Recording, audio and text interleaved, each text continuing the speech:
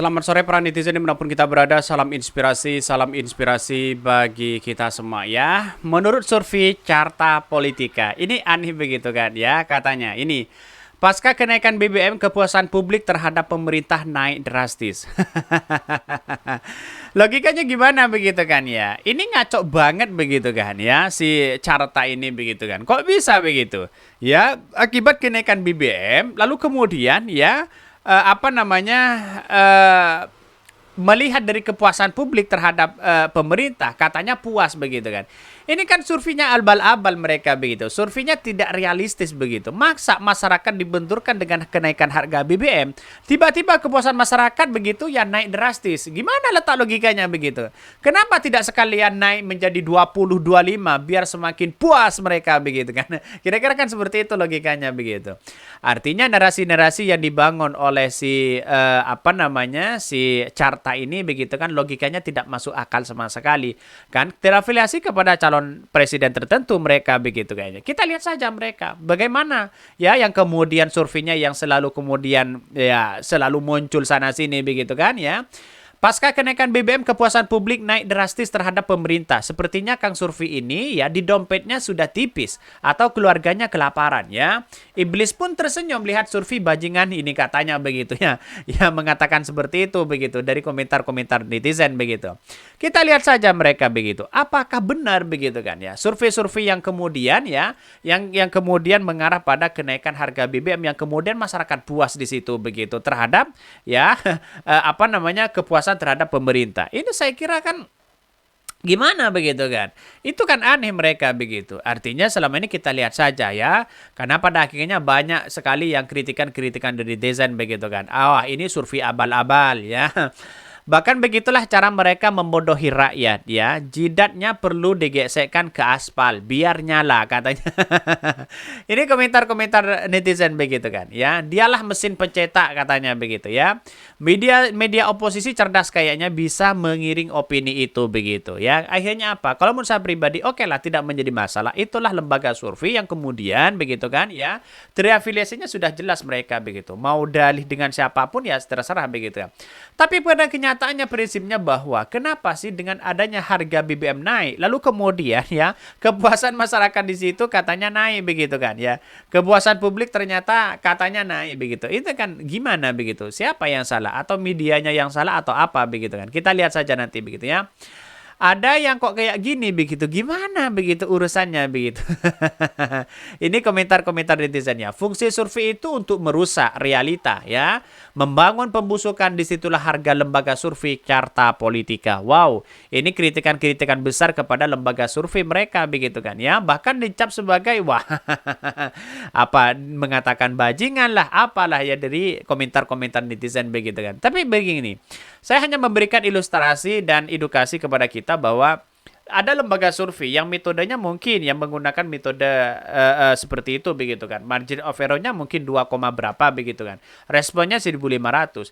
Bisa saja lembaga survei itu yang disurvei itu aja begitu kan ya. Atau orang-orang mereka itu setiap bulannya begitu yang kemudian muncul sana sini begitu. Wajar kalau semisalnya dia yang survei terus ya mau tidak mau ngapain masih disurvei begitu. Kenapa tidak langsung mengatakan bahwa dikasih angka saja mereka begitu kan. Itu kan lebih baik begitu kan ya. Cara-cara seperti inilah yang kemudian kalau orang paham terhadap lembaga survei tidak mungkinlah menampilkan siapa yang bayar, tidak mungkinlah siapa yang menampilkan responden mereka begitu kan ya. Dan pada akhirnya ya semakin ngaco begitu ya. Gini komentar-komentar netizen luar biasa begitu ya. Semakin budget ini ini komentar-komentar netizen ya. Bagaimana sih ini begitu ya? Pantesan sering naikin BBM terus ya. Datanya pakai survei lembaga ini. Kenapa tidak naik terus begitu kan? Biar cepat puas di situ begitu. Sayang seribu sayang kalau hal-hal seperti itu terjadi begitu ya. Karena pada hakikatnya kita lihat saja begitu. Masa ada angka ya BBM naik tiba-tiba begitu kan ya kepuasan masyarakat di situ naik drastis. Di mana letak logikanya begitu? Carta Politika menyebutkan pasca kenaikan BBM kepuasan publik terhadap pemerintah naik drastis ya ini. Bahkan Carta Politika Indonesia Yunarto Wijaya mengatakan kepuasan publik terhadap kinerja pemerintah ya meningkat pasca kenaikan harga BBM. Hasil itu berdasarkan survei yang dilakukan pada periode 2 ya ini ya 2023. Hal itu disampaikan Yunarto Wijaya dalam webinar bertajuk Dinamika Elektoral Pasca Piala Dunia U20 dideklarasikan ya batu tulis ya. Bahkan menurut saya pribadi kok aneh mereka begitu kan ya, membuat lembaga survei yang seolah-olah menggiring opini mereka, seolah-olah dengan kenaikan harga BBM tidak menjadi masalah. Padahal ini menjadi dampak luar biasa kepada masyarakat begitu kan ya. Masyarakat sudah dibodohi dengan seperti itu. Tapi untunglah masyarakat hari ini cerdas begitu kan. Melihat realitas dan perkembangan selama ini, ya mungkin ini lembaga survei ngapain masih percaya itu kan. Kan begitu lembaga pikiran kita begitu ya. Dalam survei tersebut tercatat 12,4% responden menyatakan sangat puas terhadap ya puas dengan 66,7%. Menyatakan cukup dan puas sementara 17,6% responden lainnya merasa kurang puas. Masa kalau harga BBM-nya naik maka kinerja ya masyarakat juga naik begitu. Kalau harga BBM-nya turun maka kepuasan terhadap publik mungkin juga turun. Ini gimana begitu? Kayak dolar begitu kan ya, naik sana naik situ. Ini kok bisa begitu lembaga survei kok sama dengan dolar begitu. Kalau dolar naik ya menjadi problem juga begitu kan ya ini.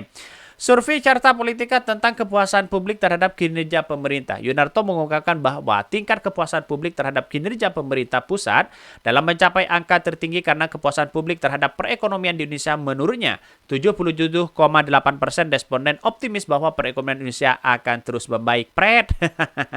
Ini narasi-narasi Yunarto. Kenapa? Ya daripada buka lembaga survei begitu kan, kenapa tidak memberikan opini begitu kan ya? Buat saja media Yunarto di situ begitu kan. Ya pada ujung-ujungnya masyarakat tidak percaya terhadap lembaga survei itu begitu. Kan aneh mereka begitu kan. Ya, inilah pada hakikatnya kita tahu terafiliasinya kepada siapa begitu. Kalau Anies Baswedan menjadi presiden, insya Allah lembaga-lembaga survei seperti ini begitu kan tidak lagi ya zamannya di era demokrasi modern hari ini. Karena pada hakikatnya demokrasi modern hari ini menawarkan gagasan-gagasan yang terbaru mereka begitu. Sudah tidak begitu percaya terhadap lembaga survei yang dianggap hanya cari cuan sana sini. Bayangkan kalau kita lembaga survei seperti ini begitu kan, banyak untungnya mereka begitu. Jangan-jangan respondennya siapa begitu kan ya. Kalau itu aja berarti kan kalau ada orang yang bayar kan tidak punya dampak sama sekali mereka begitu. Ya artinya apa? Artinya yang ditemukan kalau hanya survei abal-abal, kalau itu aja mempriming opini publik, saya kira dampaknya hanya tidak berapa 1%, bahkan kosong mereka sudah tidak percaya terhadap lembaga survei itu begitu. Kasihan banget ya si Yunarto ini ya. Si Yunarto ini begitu kan memframing sana sini, tapi sampai kapanpun sudah tidak dipercaya lagi. Karena apa? Karena di satu sisi karena semakin masyarakat sudah tidak dipercaya terhadap tidak mempercayai lembaga survei, maka kemudian sampai kapanpun tidak akan percaya terhadap lembaga survei. Mungkin itu yang kami sampaikan. Tonton terus channel Hodari Podcast Rakyat ini karena ada berita-berita menarik dan viral setiap harinya. Salam para netizen, salam inspirasi bagi kita semua. Jangan lupa di subscribe channel YouTube Hodari Podcast Rakyat ini.